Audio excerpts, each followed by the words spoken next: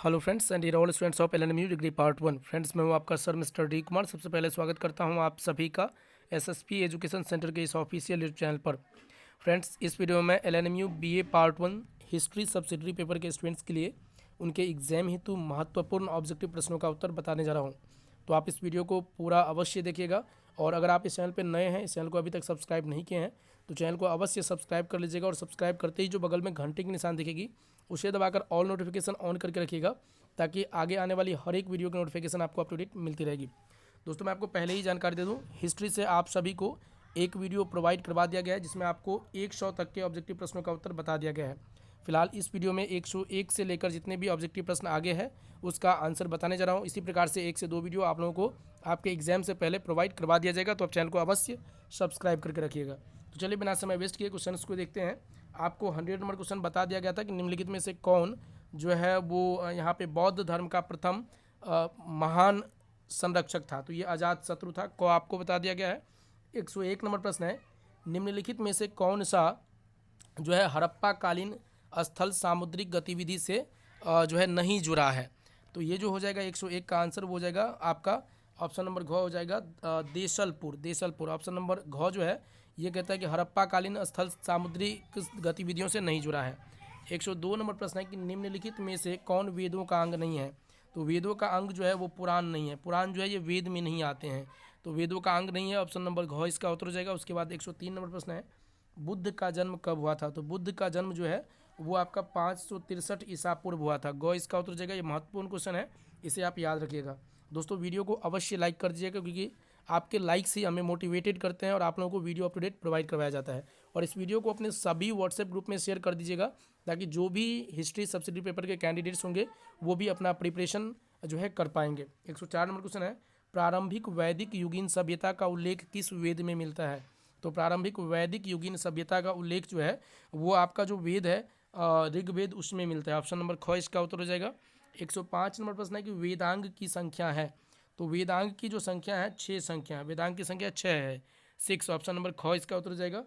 106 number question है, प्राचीन भारत में द्वितीय नगरीकरण कब हुआ। तो प्राचीन भारत में द्वितीय नगरीकरण जो है वो आपका उत्तर वैदिक काल में हुआ है। ख इसका उत्तर हो जाएगा। 107 नंबर प्रश्न है, जैन धर्म के अंतिम तीर्थकार कौन थे। तो जैन धर्म के अंतिम तीर्थकार ये हो सकता है आपके एग्जाम में आए क्योंकि ये बहुत बार पूछा गया। महावीर जी जो हैं वो जैन धर्म के अंतिम तीर्थकार थे। 108 नंबर क्वेश्चन है, कलिंग युद्ध का अशोक पर क्या प्रभाव पड़ा। तो उनका हृदय परिवर्तन हो गया। तो यहाँ पे कलिंग देखिए पूछा जाएगा कि अशोक का हृदय परिवर्तन किस युद्ध के बाद हुआ। तो कलिंग युद्ध से हुआ। और यहाँ पे क्या कहा गया कि कलिंग युद्ध का अशोक पर क्या प्रभाव पड़ा। तो ये जो प्रभाव पड़ा है, अशोक ने युद्ध नीति का त्याग कर दिया, मतलब उनका हृदय परिवर्तन हो गया। ऑप्शन नंबर ख इसका उत्तर हो जाएगा। उसके बाद 109 नंबर प्रश्न है कि कुषाण वंश का संस्थापक कौन था। कुषाण वंश का संस्थापक जो है वो कुजुल कडफिसस था। ऑप्शन नंबर क ही इसका उत्तर हो जाएगा। उसके बाद 110 नंबर प्रश्न है, सिंधु वासियों के प्रमुख देवता कौन थे। तो इसके जो देवता है सिंधु वासियों के, ये प्रमुख देवता शिव थे, शिव। ऑप्शन नंबर ग इसका उत्तर हो जाएगा। 111 नंबर प्रश्न है कि पंचतंत्र की रचना किसने की। पंचतंत्र की रचना जो है वो विष्णु शर्मा ने की है। ऑप्शन नंबर घ इसका उत्तर हो जाएगा। 112 नंबर प्रश्न है कि सेल्यूकस किस भारतीय राजा द्वारा पराजित हुआ था। तो सेल्यूकस किस भारतीय राजा द्वारा पराजित हुआ था। तो ये चंद्रगुप्त द्वारा पराजित हुआ था। कोई इसका उत्तर हो जाएगा। चंद्रगुप्त एक भारतीय राजा था जिन्होंने सेल्यूकस को पराजित किया था। 113 नंबर प्रश्न है कि ध्रुव देवी माता थी। तो ध्रुव देवी जो है वो कुमार गुप्त की माता थी। कोई इसका उत्तर हो जाएगा। 114 नंबर प्रश्न है, राज राजेश्वर मंदिर का निर्माण करवाया गया। तो इसका निर्माण जो है वो राज राजा प्रथम के द्वारा किया गया, राज राजा प्रथम के द्वारा। 115 नंबर क्वेश्चन है, जीवक कौन था। तो जीवक जो है वो एक चिकित्सक था, एक वैद्य था, तो चिकित्सक हो जाएगा। ऑप्शन नंबर क इसका उत्तर। 116 नंबर क्वेश्चन है कि उत्तरी भारत का अंतिम शासक किसे कहा गया है। तो उत्तरी भारत का अंतिम शासक जो है वो हर्ष था। ऑप्शन नंबर क हो जाएगा। उत्तरी भारत का अंतिम शासक हर्ष को कहा गया है। 117 नंबर प्रश्न है, सूत्र साहित्य विभाजित है। सूत्र साहित्य जो विभाजित है वो 3 भागों में विभाजित है। ऑप्शन नंबर क उत्तर हो जाएगा। 118 नंबर प्रश्न है, वैदिक कालीन धार्मिक साहित्य का उदाहरण है। तो वैदिक कालीन धार्मिक साहित्य का उदाहरण जो है वो रामायण तथा महाभारत है। ऑप्शन नंबर ग इसका घ जो है उत्तर हो जाएगा। 119 नंबर प्रश्न है, बौद्धों के प्राचीन धार्मिक ग्रंथ को क्या कहते हैं। तो उसको आपको पता होगा त्रिपिटक कहते हैं। ऑप्शन नंबर क हो जाएगा। बौद्ध धर्मों के जो प्राचीन धार्मिक ग्रंथ है उसको त्रिपिटक कहते हैं। क उत्तर हो जाएगा। उसके बाद 120 नंबर क्वेश्चन है पुराणों की संख्या, बहुत ही महत्वपूर्ण क्वेश्चन है। पुराणों की संख्या जो है वो 18 है, ऑप्शन नंबर ख इसका उत्तर हो जाएगा। 121 नंबर प्रश्न है सिंधु घाटी सभ्यता के अवसान के बाद भारत में किस सभ्यता का जो है पदार्पण हुआ, किस सभ्यता का पदार्पण हुआ, तो ये जो सभ्यता है आपका ऋग्वैदिक सभ्यता का, ऑप्शन नंबर ग इसका उत्तर हो जाएगा। 121 का ग हो जाएगा। 122 नंबर क्वेश्चन है वैदिक काल में परिवार होते थे, तो वैदिक काल में जो परिवार होते थे वो पितृसत्तात्मक होते थे, जो कि अभी भी है, मतलब पिताओं का ज़्यादातर अधिकार होना, पितृसत्तात्मक। 122 का आंसर आपका ऑप्शन नंबर ख हो जाएगा। 123 नंबर क्वेश्चन है वैदिक आर्यों की जीविका का मुख्य आधार था, तो ये जो मुख्य आधार था वो पशुपालन। वैदिक आर्यों के जो जीविका मतलब रहन सहन के लिए, जो जीविका के लिए जो आवश्यक चीज़ें हैं, तो उसका आधार जो था वो था आपका पशुपालन। क इसका उत्तर हो जाएगा। उसके बाद 124 नंबर प्रश्न है वैदिक आर्यों का धार्मिक जीवन था, वैदिक आर्यों का धार्मिक जीवन सरल एवं आडंबरहीन था, ऑप्शन नंबर क उत्तर हो जाएगा। 125 नंबर प्रश्न है कि गौतम बुद्ध का जन्म हुआ था, तो गौतम बुद्ध का जन्म जो है वो नेपाल में हुआ था। गौतम बुद्ध का जन्म हुआ था नेपाल में, इसका आंसर हो जाएगा ऑप्शन नंबर घ। देखिए जन्म तो नेपाल में हुआ था, लेकिन इनकी सारी चीज़ें जो है बोध गया में, आपको पता होगा गौतम बुद्ध बोध गया के लिए प्रचलित है, क्योंकि बौद्धों के लिए वहाँ पे बहुत बड़ा भगवान बुद्ध का स्थल है। तो इस तरह से आपको याद रखना है। 126 नंबर प्रश्न है कि महावीर जैनों के तीर्थकार हैं, तो महावीर जैनों के जो तीर्थकार हैं वो जैन धर्मों के महावीर जो है 24वें तीर्थकार, जो कि अंतिम तीर्थकार था, तो घ उत्तर हो जाएगा। उसके बाद महावीर का जन्म हुआ था, महावीर का जन्म जो है वो 540 ईसा पूर्व में हुआ था, 540 ईसा पूर्व में हुआ था। उसके बाद 128 नंबर क्वेश्चन है जैनी किसकी पूजा करते हैं, तो जैनी जो है वो तीर्थकारों की पूजा करते हैं, ऑप्शन नंबर ग इसका उत्तर हो जाएगा। उसके बाद है कि एक राष्ट्र के लिए कौन सा यज्ञ उत्तर वैदिक काल में प्रचलित था, तो ये जो प्रचलित यज्ञ था ये था आपका अश्वमेघ यज्ञ, अश्वमेघ। ख इसका उत्तर हो जाएगा। उसके बाद आप देख सकते हैं 130 नंबर प्रश्न उत्तर वैदिक काल में राज्य की आय का कौन सा भाग जो है राजा को प्राप्त होता है, तो राजा को जो प्राप्त होता है उत्तर वैदिक काल में मतलब उत्तर वैदिक काल में राज्य की आय का कौन सा भाग, तो राज्य की जो टोटल आय होती थी उसका छठा भाग जो है राजा को प्राप्त होता था। उत्तर हो जाएगा। कनिष्क प्रथम कुषाण वंश का राजा था, तो मतलब कनिष्क प्रथम जो है कुषाण वंश का कौन सा राजा था, तो ये जो है आपका तीसरा राजा था। ग इसका उत्तर हो जाएगा। उसके बाद अजंता की चित्रकारी किस काल की देन है, अजंता की चित्रकारी जो है वो गुप्त काल की देन है। ख इसका उत्तर हो जाएगा। 133 नंबर प्रश्न है गुप्त काल कैसा काल था, तो गुप्त काल जो है वो परिपक्वता, प्रौढ़ता और पूर्णता, इन तीनों का काल था, ऑप्शन नंबर घ हो जाएगा उपरोक्त सभी।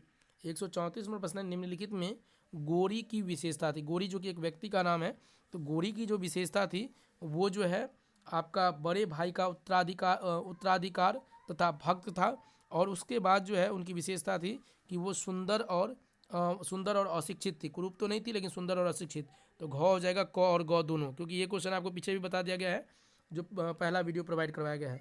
चालुक्यों की राजधानी कहाँ थी, तो चालुक्यों की राजधानी जो है वो वातापी थी, ये भी बता दिया गया है। फिर से क्वेश्चन रिपीट हुआ है तो कोई बात नहीं, आप लोग प्रैक्टिस कर लें।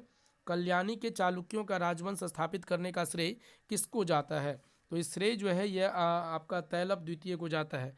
ग इसका उत्तर हो जाएगा। उसके बाद 137 नंबर क्वेश्चन है वातापी के चालुक्यों के राजवंश का संस्थापक कौन था, तो संस्थापक जो थे वो आपके जयसिंह जी थे, ये भी आपका पीछे बता दिया गया है। जयसिंह जो है वो वातापी के चालुक्यों के राजवंश के संस्थापक थे। 138 नंबर प्रश्न है किसके राज्यकाल में परिवर्तित हिंदू धर्म की पुनः स्थापना हुई, तो राजपूत काल में, ये भी आपको बता दिया गया है। राजपूत काल में जो है हिंदू धर्म की पुनः स्थापना होती है, जो कि आपको पता होगा हर्षवर्धन के मृत्यु के बाद जो है जो सत्ता होती है वो राजपूतों के हाथ में आती है। ख इसका उत्तर हो जाएगा 138 का।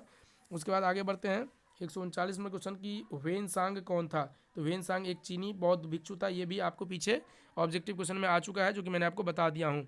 उसके बाद 140 नंबर प्रश्न है कि हर्ष कौन था, हर्ष जो है वो कौन था, तो हर्ष आपका पुष्य भूति वंश का प्रतापी सम्राट था, प्रभाकर वर्धन का कनिष्क पुत्र था, और राज्यवर्धन का बड़ा भाई था। उपरोक्त सभी हो जाएगा घ इसका उत्तर।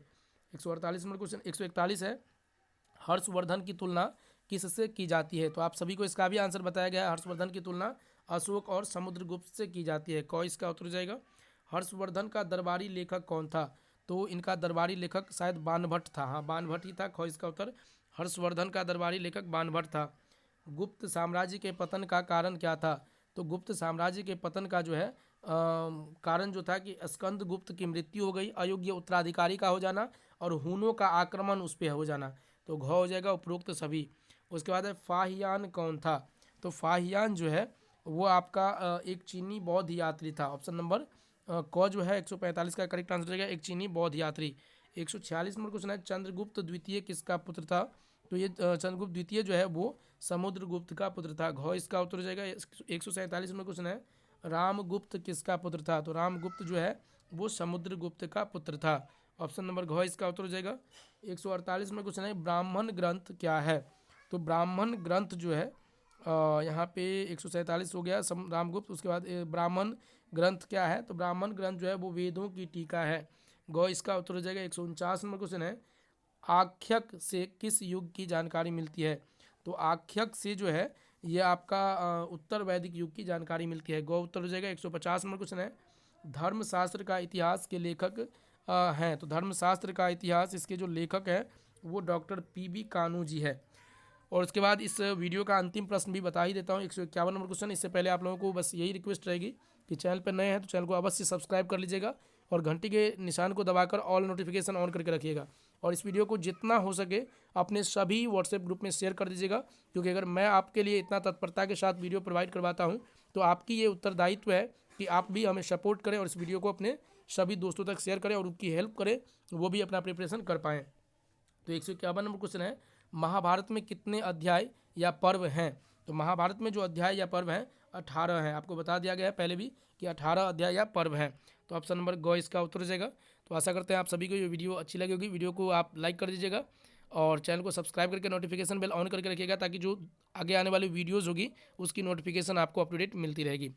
तो मिलते हैं नई वीडियो में नेक्स्ट आगे आने वाले क्वेश्चन के आंसर के साथ। तब तक के लिए अलविदा। जय हिंद, जय Bharat. Thank you so much.